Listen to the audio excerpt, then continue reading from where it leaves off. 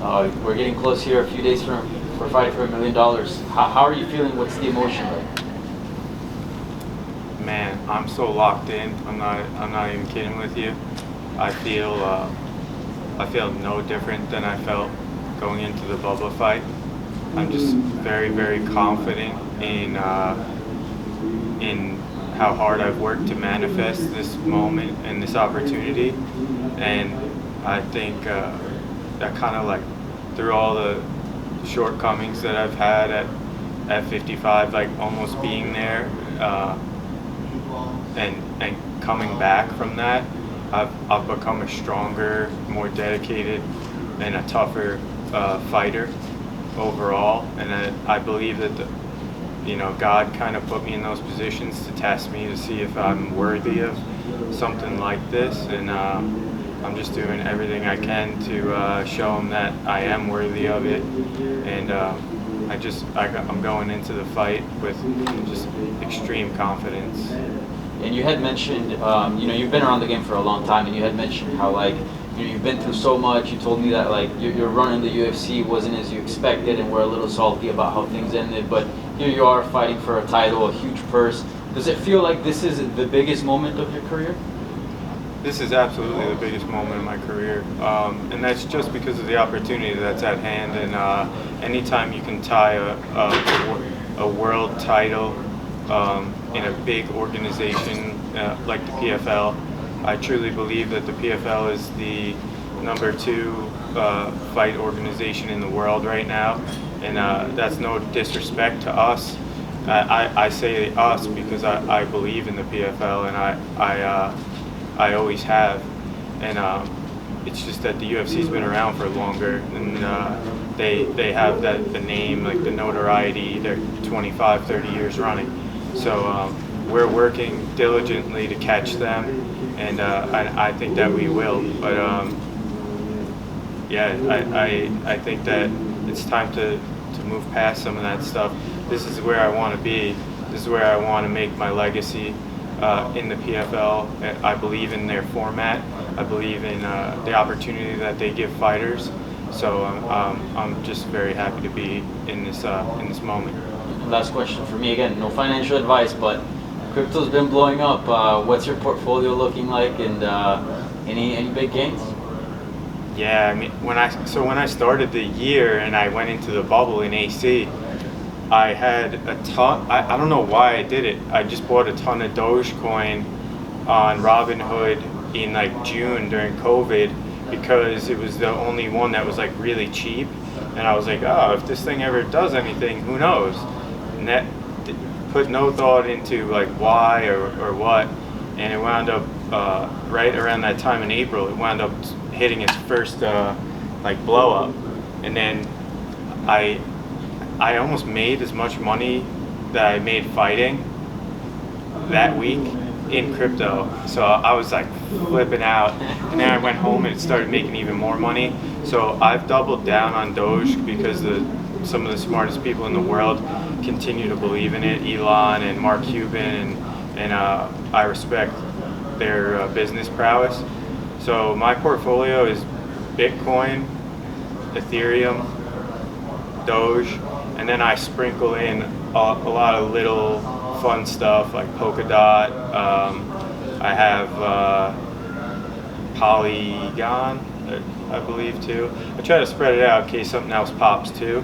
But with what they did with inflation and printing 30% of all the money, US dollars, that we ever had last year, we all know inflation is just going to keep getting worse. So I really believe in crypto. My money will be put in those areas for sure. Well, Chris, like you said, I remember back in PFL before I asked you, they were talking about Brandon and Bubba, and I simply said, you feel like they're sleeping on you. Do you feel that now you've made a statement like, hey, you're focused on these guys, but you're forgetting about me, I'm a new kid on the block? And what clicks for you at 45 compared to 55? Yeah, I kind of felt like that the whole time. I heard those two going back and forth at each other like they were destined for the final. And I was looking over to Movlead, we were looking at each other like these two guys. let them talk. And I knew from the time they set the roster, the guy in my head that would be there when the dust settles, it was going to be me and Mobley. And that's what happened. Like it came to fruition. And I don't think I was like forgotten about, but I think I was written off just because of like they spun the weight cut like it was going to be a negative on me, like I would be less of a fighter. And I'm a wrestler. I grew up my whole life doing this. I know how to cut weight and endure this and do it the right way. I'm sure you could see right now that I don't look like myself, but I will recover from the weight cut and be 170, 172 pounds when I fight. So I think that's where people wrote me off, was they thought the weight cut was going to make me have like no gas in the fights, and it turned my weakness at 55, which was my cardio late in fights, to my strength. I spun my weakness and I made it one of my best attributes, and I'm proud of that. I think that's where the flip was. First, this weekend, Dan Hooker takes on Islam Makhachev. You fought him in the past. Any advice you want to give Dan Hooker when he takes him on this Saturday? Man, Dan needs to stay off the floor. He's not me. I mean, he's an excellent striker, but I just believe you need, not trying to pat myself on the back, you need to be somebody like me to have a chance to beat him. I don't think everyone has a puncher's chance, but I don't think you can survive. Those types of fighters can survive on the floor with him. I can not only survive, but I can win scrambles against that guy on the ground. I almost choked him a few times. So I think a guy like Gregor Gillespie is probably the guy that can get him. Thank you.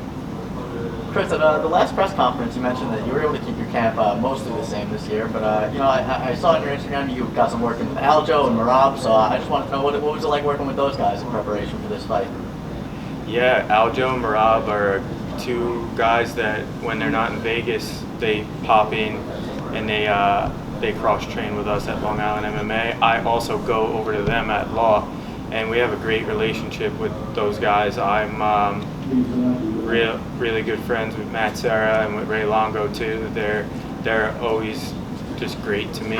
So Ally Quinta has been in the past a frequent training partner of mine. So it's absolutely like nothing but love, and training with a guy like Marab, I think, especially over prepares me for this fight coming up with Mobley, because they call him the machine for a reason. He does not quit, and when I do 5-minute goes with him, it's an absolute war. And as tough as Aljo is to get off your back, Marab, the pace he puts on you, just it's like you level up every time you walk off the mat with the guy, and he's a great dude. So I look forward to more time spent with them. All right, guys. I'm sorry we have to wrap this one up, but thank you very much.